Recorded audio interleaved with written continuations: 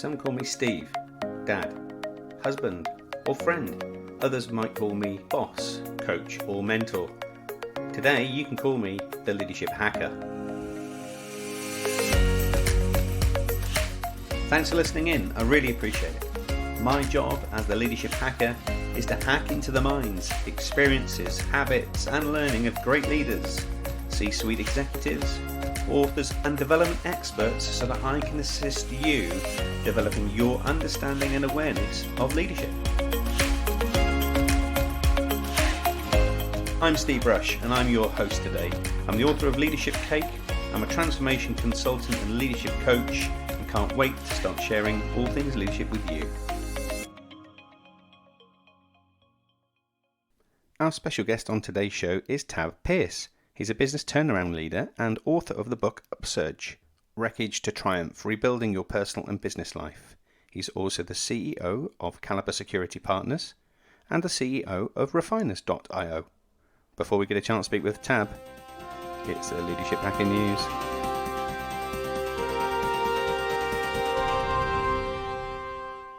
What does funny AI mean for leaders' people skills? AI is getting better at making people laugh, according to a team of academics, putting robots on track to secure a key leadership attribute. So in the news today, we explore how leaders should react. It's long been assumed that artificial intelligence has lagged when it comes to soft skills, but that's facing a challenge now from an emerging generation of human-centric robots, according to a startling article from a team of academics. Published at the European Business Review, the piece provides leaders with a wake-up call, chipping away at the notion that AI still has a way to go before it can successfully adapt some of the human emotional reflexes that underpin interpersonal relationships and leadership. The research was led by Dr. Jamie Glaw, who's a senior lecturer in management at the University of Exeter Business School. The academic highlights several AI robots that have pushed the frontiers of what was thought impossible to be possible and raised some laughs along the way, such as humanoid robot Sophia, who's cracked jokes on US late-night TV, a robot stand-up comic called Data, who responds intuitively to audience feedback, a German-made irony bot that has been programmed to dish out sarcasm, and a growing assortment of programs cooked up in the research labs that have been designed to serve up amusing acronyms and song parodies and puns. This suggests that AI-powered machines can indeed adapt and develop a sense of meaning, sensitivity and context that's necessary for skills like humour. With all this in mind, they point out that humour can be thought of as an extreme demonstration of whether robots have the social-emotional skills necessary for leadership. If robots can master humour, this suggests that they could be positioned to step into more human-like roles that require exemplary soft skills like leadership. So for us, flesh and blood leaders, what should we take away from this new research? The first thing I'd encourage us all to think about is new innovation and insight. We should be paying attention to this stuff because we never know where it's going to lead. Secondly, we should embrace it and help understand where AI can really help businesses. And indeed, some of us might already think that our bosses might have less humour than some of the new bots that are presenting themselves. Well, there's an opportunity for feedback there too. So that's been the Leadership Hacker News. If you have any interesting stories, insights or information, please get in touch with us. Our special guest on today's show is Tab Pearce. He's the CEO of Caliber Security Partners. He's also the founder and CEO of Refiners and author of Upsurge. Tab, welcome to the Leadership Hacker podcast. Thank you. I'm really excited to be here. Me too. I'm delighted you're here. And you're all the way in Seattle today. Is it raining? Folk are going to want to know. Well, the truth is it was raining too much in Seattle, so my wife and I hopped on a plane and went to Phoenix, Arizona. It's going to be about 88 to 90 today, so we're not suffering too bad. Awesome. That's really good news. I want to kick off by really getting to understand the man behind the book and the businesses. Tell us a little bit about your backstory, Tab, of how you've arrived to run two firms, two businesses, and put your pen to paper. Well, I always wonder, where do I start? I was born in Seattle. No, that takes too long. So, I think about it was 2010 when I founded Caliber Security Partners. And I started the company because I'd been in cybersecurity for many years, since 1998. And I had helped a couple of companies, reach a point of being acquired. And I was faced with time to go get another job. And I kind of went, I'm going to rinse and repeat and do this again. And I'm going to end up where I'm at now. I'm going to end up there later. And so, it was time for me to decide, I'm going to start my own company. And so that was kind of the start of that. It wasn't my first company I started, but it was the kind of the first real dive in and full on company, I would say. And things went really, really well there. And for the first, I don't know, call it 4 or 5 years, revenue was great. Things were great. Bottom fell out of it. Things went south really bad.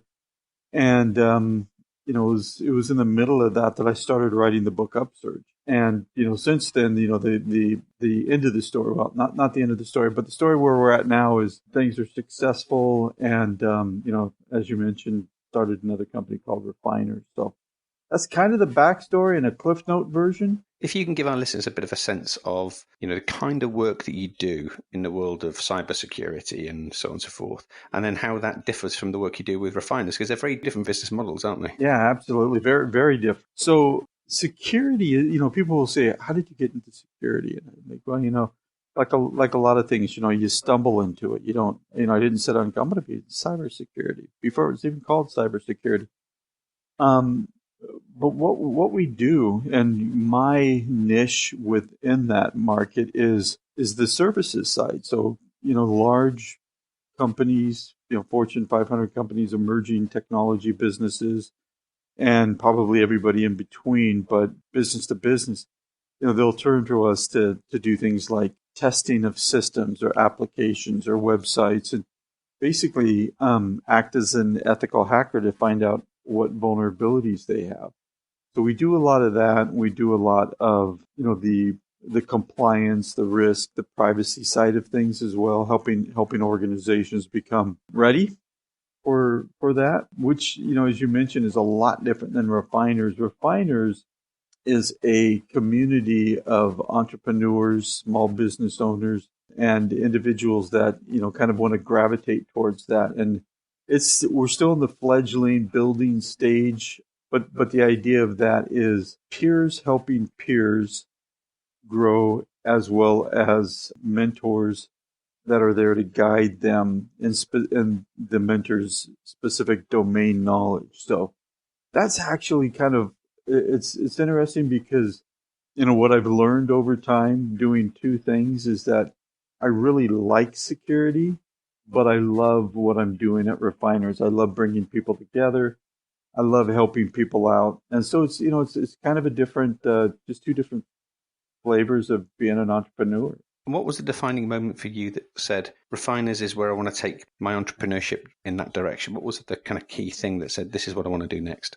Well, I guess the first thing is I want to do them both. And I'll say I want to do it all, but that's a little too broad. But probably the key thing that started me in the direction of Refiners was all the trouble that we had at Caliber, and just having to go through the hell that we went through. And just, one day talking to somebody, and I was always very open and transparent with what was going on inside the company. Partly because I knew that it would help me manage things, but also I really felt that it might help somebody else. And I think what really kind of drove me to like, wow, that felt good. I liked doing that, was sitting down for lunch one day, and somebody had introduced me to another small business owner, and I had said, how's business? And he went through, it's great, it's this, it's this, it's this. And he goes, how about for you? And I said, we've been going through hell for years. And, I think we got about another year, and I kind of, I said, I won't go too deep into it, but, it's rough, but we're doing it. And he did a 180 and went, can I be honest with you? And those things aren't great for me either. Because I say that because I have to put forward that. I said, totally get it. Totally understand that. And we had just an open and frank discussion for the rest of the time we were together. And I kind of left feeling really good about that. And that kind of started the slow pivot into, right. I want to be able to ideally help people, avoid what I went through altogether. And if they are experiencing it, get through it quicker and better than I did. It's a really great cause, and I think for those leaders that are listening to this today, Tab, who are maybe also in that space of wanting to promote a public face of great strength and awesomeness, but deep down, when you peel the layers back, it's a really tough and a difficult period for them. It's almost really important to kind of let the demons out, because in doing so, you can deal with the real issues rather than the band-aid that sometimes covers them, right? Mm-hmm. What's really interesting is, we always think of, and I used to always tell people, and I talk about this in the book about how, people would say, man, it's really great that, you just went to battle and you covered it and you did it and you succeeded. And I said, I felt like a warrior dragging his sword to battle early on. I didn't have the strength to pick it up. And so often we have this mental image of this warrior with this just amazing, armor on, and it's just perfect and everything else. We never have the image of the warrior coming back after the fight, just alive and stumbling, but going back to clean up, rest up, and go at it again another day. That's a warrior. A warrior is somebody who fights hard, takes their knock, and then comes back beat up, only to get ready and go do it again. Right. And the book Upsurge, when we first met, it struck me, you spoke with such a lot of candor, is almost a playbook for others now to learn from the lessons that you went through to end up being triumphant at one stage, but feeling at one stage it was kind of almost game over. Would love to get into understanding a little bit about the inspiration for that, and what was it that put the energy behind the pen to start putting things down? Yeah, I've never considered myself somebody that journals. When I was going through early on, I was going through when I first found out just the depth of trouble we were in at Caliber, and I thought, we were $750,000 in debt, 18 different individuals, government agencies, companies. Excuse me, we were deep in debt, and I was emotionally in debt, like probably way worse than that. I mean, I was depressed. I was going, I felt like a fraud. I let my family down. I was like, I can't believe I'm here. I'm so stupid. I'm dumb. Whatever gave me the thought to think I could actually run a business like that. I mean, all of those things. And I sat in a chair, this lazy boy chair with the TV set on. My wife next to me. It's like at the end of the day after work, and I would just stare at the TV set. I don't even watch TV, so I wasn't watching it. I just was like trying to drown out the noise in my head. She would talk to me, but I didn't hear her. We didn't really. I mean, we'd sit next to each other, wouldn't talk.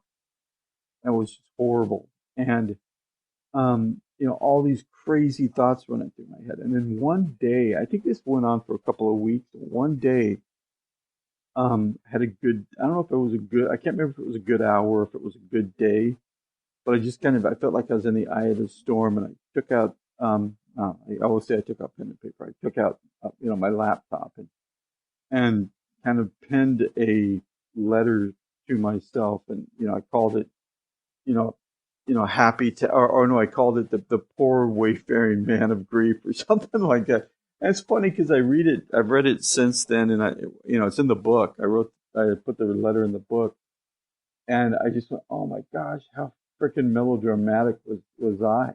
I mean, it was just, I almost didn't put it in the book because I was like, it kind of hurts the person I am now to read that, because I'm like, oh, it's so melodramatic. It was so real. I mean, it was a plea, it was a beg for me to just try to get back to some normal. But it was real for you then, right? Actually, I don't talk about this anywhere, but later on, I felt the same way, and I did a video for myself. And it was like, I was just like in a great mood. I was on fire. Things were going really well, and I knew they weren't going to stay that way. But I did that, and for the guy that wasn't going to be happy, wasn't going to be in a good mood, so he could go back and watch that later, and just kind of like, oh yeah, hey man, that's you, man. You can, you can get back to that. That's the real you. And I had, I mean, I haven't watched it for a long time, but I did for quite a bit. But, but that, writing that kind of started me writing a little bit more. And I wrote that, the first, chapter on thought. And when I was done, I said chapter one. And because I just thought it was funny. It's like, I think I just wrote a chapter in a book because I hadn't planned on writing a chapter. Then I wrote the chapter called Burn Baby Burn, which was like really to like try to motivate me to like just build this energy and, this fire and this, and to try to share it and all of this stuff. And it's interesting because I've had people read it now and they're like, hey, you don't think that's a little arrogant? Like, you got to understand where I was when I wrote that. I mean, it's like asking somebody, do you think you overvalue air when they've gone down under the water for the second time and they're about ready to go down on the third? Do you think you overvalue air? No, not at that point in time. I think it's pretty damn important. And so I wrote that second chapter and I called it chapter 2. And I went, I think I'm writing a book. And then that's what started the book right there. And so the start of the book is me in the middle of that. And then as the book gradually goes on, it's me coming out of everything. And then at the end of the book, it's, me out of all of that. So, it kind of is a playbook, but I didn't set out to write it as a playbook. It just happened. I remember when we spoke last, you were almost telling me that it was a way of you going through some almost personal reflections, some self-leadership in order for you to move forward.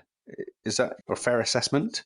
Yeah, it is. And, there were a lot of times that, like take that chapter, that I called Burn Baby Burn. I mean, what I was writing wasn't necessarily what I was feeling. It's what I know I needed to feel, what I wanted to feel, and what I was trying to direct myself to feel. But yeah, I mean, a lot of it was just trying to guide myself and build that up as, as I went through it. I didn't sit there and go, I'm going to go through this. And by chapter 26, I'm going to be better. You know what I mean? I mean, I didn't have that clarity when I started writing that book. Sure. It was, it was just step by step. I mean, after a while, I was like turned into more of a reality that I was going through a journey and that I was mapping it. But early on, that wasn't the case.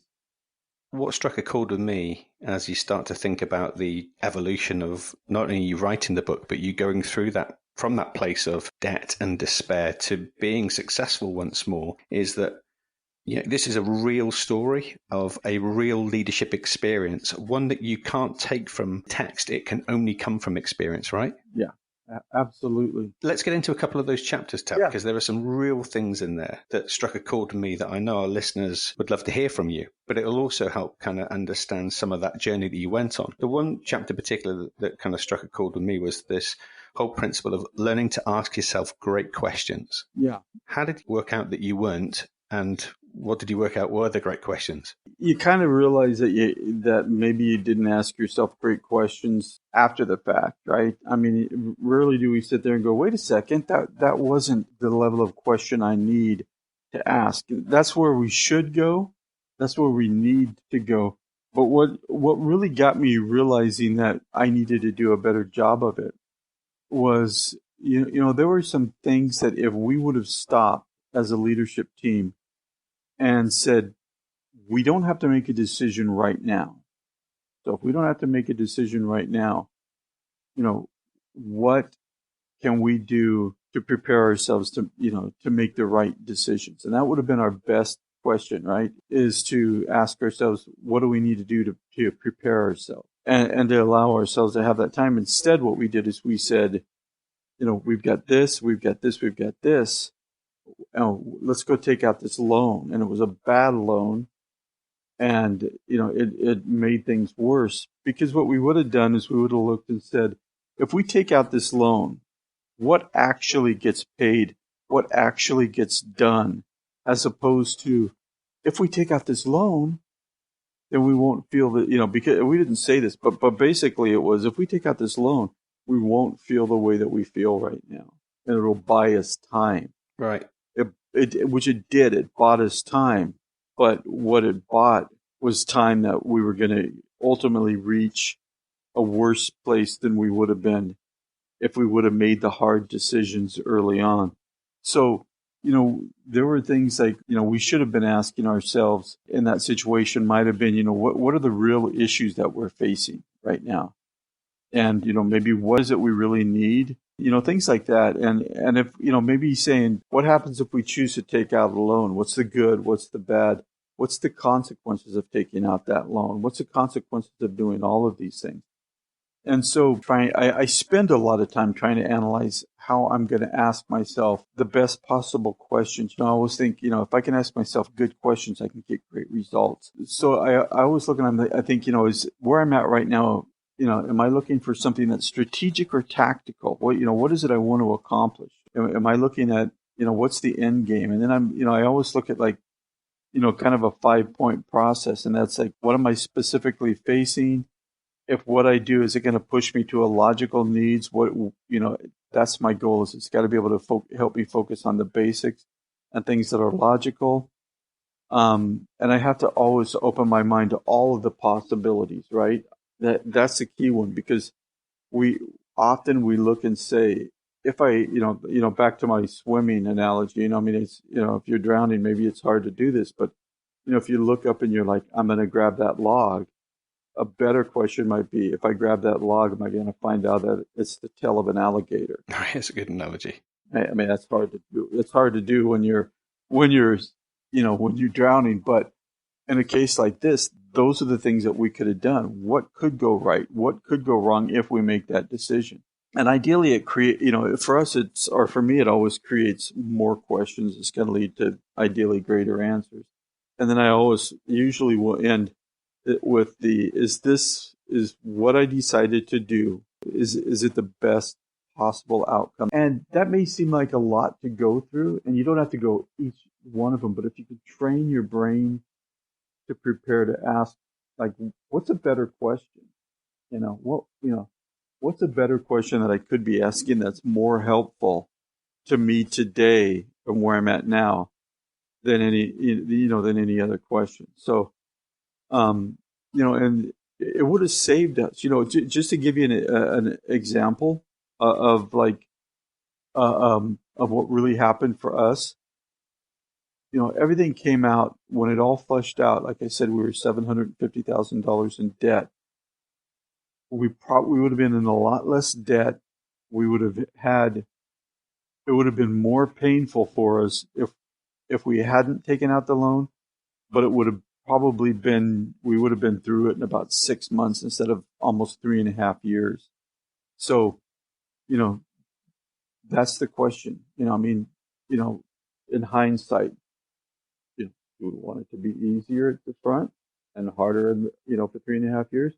Or do we want to bite that bullet of just sucking for 8 months and having a bunch of people really mad at us and then be done with it? I know what I would say now, but at the time, I was more focused on, finding a Band-Aid to stop the bleeding. Right. And I guess what you've just described is self-coaching. It's kind of the voice in our head that we talk to all the time, but it's easy to say, but like you've also described, it's much more tougher to do because it takes discipline to coach yourself, doesn't it? And there's one thing that we always have to remember. When you're in a rough situation, you're emotional, and you're like, I got to figure this out. And the truth is, you don't have to figure it out today. Maybe you don't have to figure. Maybe that's the first question: is what happens if I don't make a decision today? What happens if I don't make a decision tomorrow? What happens if I don't make a decision this week? And because then it gives you time to really sit back and dive into those good questions. Now, you've got a chapter in a book called Reinventing Yourself After Failure. How do you go about doing that when things are tough? And how do you go about reinvention at a time where perhaps you're cognitively not in the most effective place? It'd be really easy to say, let's just do this, this, and this. Kind of interesting you bring this up, because I recently gave a seminar, or I had a speaking engagement. One of the people came up to me afterwards and said, "Hey, I'm going through exactly what you're going through right now. And so we've been talking about it. So I'm living through this reinventing yourself. And, I'd asked him this question. I said, what did you see for yourself when this all started to go south? Because this guy, he's like, really, I mean, his shoulders are rolled in, head's tilted, eyes are droopy, and I'm like, dude, I've been there, man. Your head is too dang heavy to hold up normally. I mean, it's a weird feeling to think my head's too heavy. But I looked at this guy, I was like, you're in a bad spot. I said, what did you think of what were you gonna do? What was your vision? And he's like, and all of a sudden he sets up and he's like, I was gonna do, he starts getting hand gestures. I was gonna do this and I was gonna do this and this and this, all these things. And he's like, he starts going over this and he goes, but. And as soon as he said but, his head tilts, shoulders roll in, and I said, stop. I don't want to hear anything else you have to say. I said, that dude, man, that's the first time I've seen you excited about anything, is when you start talking about what your vision was. They said, is that still your vision? He goes, yeah, it is. I'm like, no, I don't want to hear all the just. I said, is it still your vision? Yeah, that's what we're going to work on. And the thing is that, if we can see the picture of where we want to be and we can hold on to that and we can live on that and we can build on that, we can start to get a lot of the energy and we start to believe it. But we have to be okay with having hardship, right? We have to say, this thing is hard, right? And it's painful and I don't want to do it. And what we have to do is we have to train ourselves that we're going to outlast everything, that no matter what comes our way, we're going to outlast it.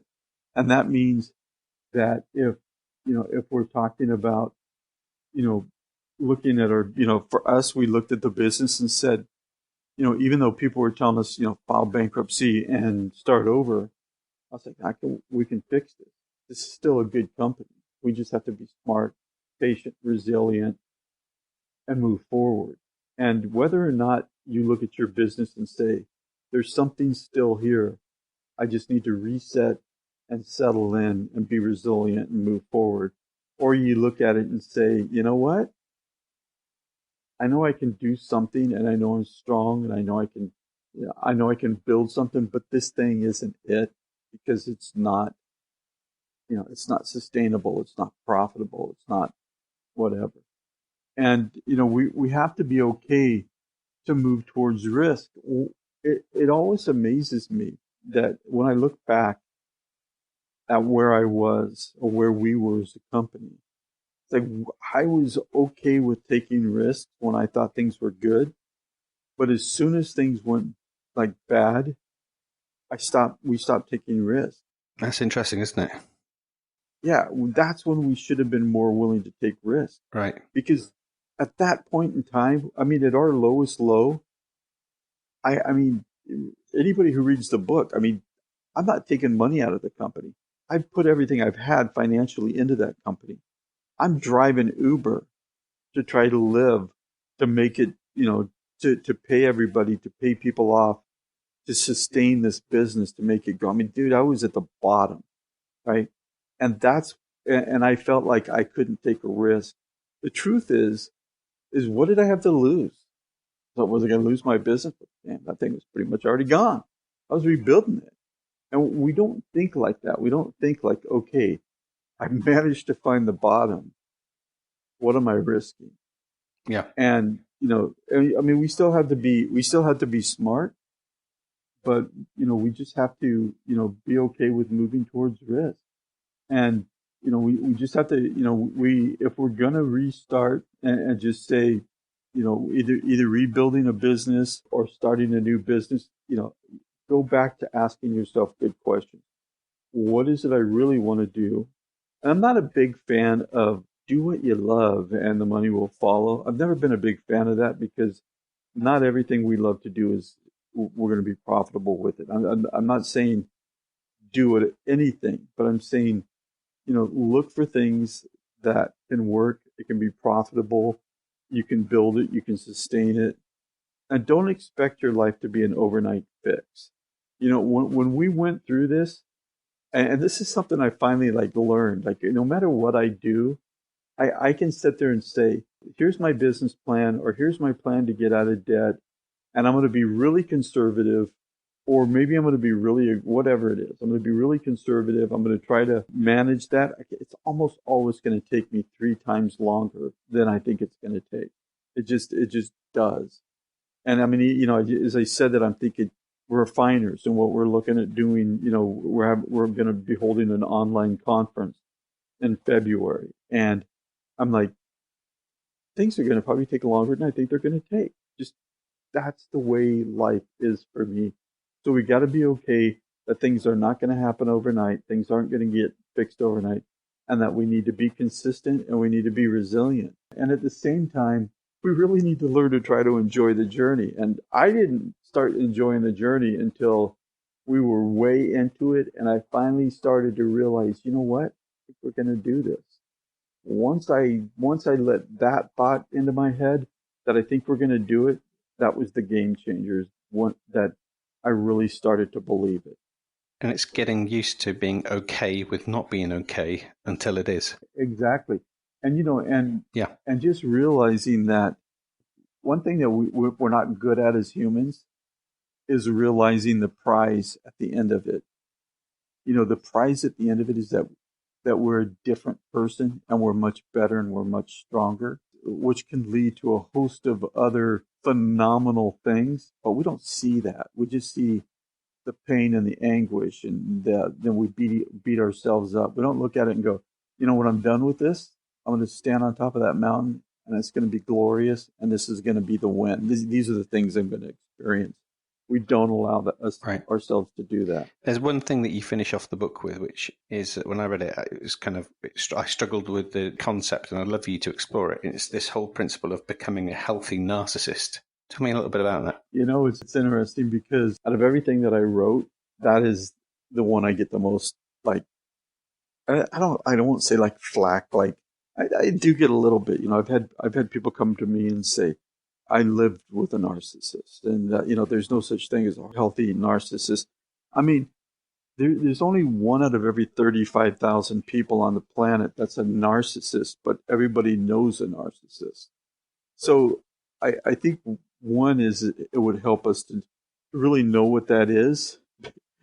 But I get that people don't like the term, but I didn't coin the term healthy narcissist. I'm not that clever. But the idea is as I was going through this, I felt horrible about myself. I didn't like who I was. I was verbally abusive to myself. I mean, if it was a marriage and I would have been, that abusive to my wife, she would have left me. I mean, I just was not a good person to myself. I mean, I constantly, the words I chose to say to myself were bad. Once I stopped doing that, once I started to be gentle, be nice, be kind, be forgiving of myself, once I started to do that and I started to become healthy, I started to become a better person. By the time we came out of this, and it was June 18th, 2019, just last year, that we paid our last debt. And it was just like this phenomenal feeling of like, wow, we did it. We actually did it. And all the way up to the end, it was a battle. We were paying huge amounts of money, and it was a struggle like nothing, but we handled it. And then, as I came out of it and I started thinking about it, I was like, man, that was pretty awesome. I did a great thing. I did a phenomenal thing. I'm much better at these things than I thought I was. And I started to become really healthy in how I viewed myself. As an example, I can't think of anything that can come my way that I'm not going to be able to handle, because I handled the worst possible thing I've experienced in 56 years. And it was brutal. So I think, I can handle anything.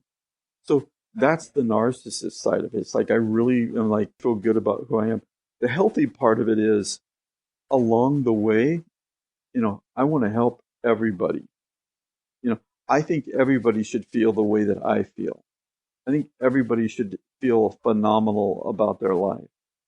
And the healthy narcissist side of somebody is, I'm going to do everything I possibly can to help somebody help themselves. I mean, that's the key, right? They got to help themselves. Yeah. But that's what the healthy side of it is. It's like you look back and you're like, I feel great about who I am. I feel phenomenal about who I am. And I want everybody to feel this way.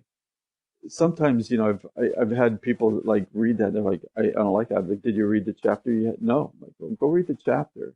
And then come back and tell me, you know, then they usually come back and say, I think you should have titled it something else. Okay. I'll give you that. But what about the content? They're like, well, I agree with that. I'm like, awesome. Because that's, it's really, how do we go about helping each other? Because that's really the key of life. Right. Right. And that's why, when I look at refiners, refiners isn't going to be, it's not a not for profit. We're a business, but our goal is to help people, help themselves, help give them a place to help other people and to grow and to be part of a big community and all of that. And it's all of it spawns because, if I would have had if I would have had deeper mentors, if I would have had people that were there for me along the way, I wouldn't have experienced a lot of the things I experienced. One of the things, there's a gentleman that I've gotten to know afterwards. I was telling him the story. He goes, man, I wish I would have known you when you were going through this, because I could have helped you do this, this, and this, and it would have eased your burden. And I went, wait, what? That was actually a possibility. I said, I had no idea. And so that's why, refiners came about, really, is because I'm like, we got to bring good people together and give them, good mentors in specific domains, so people can, solve these problems as best they can before they become real big problems. And that's why you're on this show, to be fair, Tab, is that kind of how do we get that learning that you've got, and we can share that with our wider audience. So if they're bumping into the same challenges, the same issues, they can learn from you. And of course, this leads me to the next part of our show where I get to tap into your leadership mind. First place I'd like to go would be to explore your top 3 leadership hacks. One of the first ones is be grateful. Gratitude has just this amazing way of making yourself more aware of what's going on. And my wife and I would always, like, we play this gratitude game. Like, we'll ask each other, hey, what's your frequency? And we go off this 1 to 12 to 10. Okay, good. It's an 8. Oh no, why is it an 8? Okay, well, what are you grateful for? And it's this gratitude. Gratitude just really kind of helps you set the stage, that you're good, right? And that you're okay, and that you've got a lot to be thankful for. Another thing is that, meditate. Meditate daily. I used to be horrible at it. I used to, in the book I talk about how I'd meditate for 10 minutes, and the first like 7 of it was like putting a toddler to bed that wasn't tired. I've gotten better at it over time, but meditation really helps. The other thing is, is read, study, learn, start to improve the way you think. And, it's interesting because I'm in the process, but a book I would recommend to anybody that's out there is, and you probably have heard about it. It's a very popular book. It's called Psycho-Cybernetics by Matthew Moult. And he wrote it, I think, in 1960. But the book talks about how you think about yourself, the vision that you have for yourself, thinking upon the things that you want to be. That's probably, those are kind of the quick 3 ones. All of it really comes down to your mindset, keeping your mind straight. Awesome. Yeah. And learning, which is that kind of last bit, is underpins, doesn't it? You've got continuous learning of ourselves means that we're continually evolving our thinking and our behaviors as well. Next part of the show we want to get to, Tab, is what we call hack to attack. So this is pretty straightforward, and I think for you may have already covered this, but there could be something else. This is time where something has gone particularly not well for you. Maybe that we've screwed up, but as a result directly of that, we have used that in our life and our work as a positive. Now, what you've just described almost is that kind of whole hack to attack journey, but is there anything else that comes to mind? There's a couple things that I would tell people, especially if they're in a situation where they're feeling down and they feel like they've let people down, or that, like for us, it was this massive amount of debt. Is to realize that in our life there is the lead actor, and that's ourself. We're always going to be the lead actor. Then we're going to have supporting actors, which is a spouse or significant other, children, parents. They're the supporting actors in your life. And then there's all these bit actors, those people that are only going to be in a scene of your life for a short period of time, and that you just want to give the bit actors enough time out of your life. You don't want to give them too much. You just want to give them what you need to satisfy what they need, and to try to make it a good experience for both of you. And as an example, we had this hard money lender, and the guy was frickin' ruthless, just brutal. And, I gave him all this emotional energy, all this just thought. And I mean, I was constantly thinking, here comes the date, here comes this.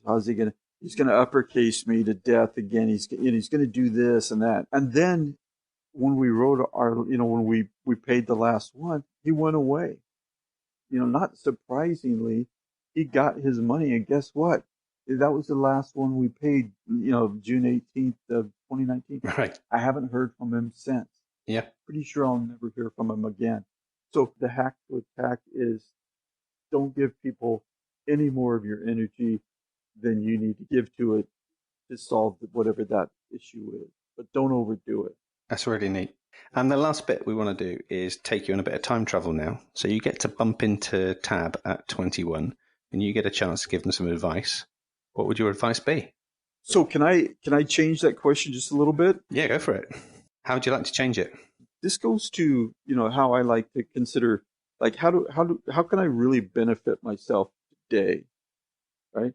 Because telling the 21-year-old Tab, how I would change it is, if the 76-year-old Tab showed up today to talk to the 56-year-old Tab, who I am, what would he say to you? Because now I'm like, I could use that because I'm 56. I like that. What that person would say to me is, don't brake. Don't tap the brake. Keep your foot on the accelerator. Yeah, you're 56. You've got a lot of life to live. You're just now starting to understand the things that you need to do to be a success. Don't let up. Don't think about retirement. Don't think about, are you too old? Don't think of it that it's a young man's game, because now I'm 76 years old and it's still not a young man's game. So be prepared to continue going forward. Don't let up. Stay in your lane. Focus on the things that you need to do and do those. So that's what the 76-year-old would tell the 56-year-old. A great reframe. Love it. So as we've been chatting, Tab, people have been listening to your story, been thinking about their own journeys that they're taking.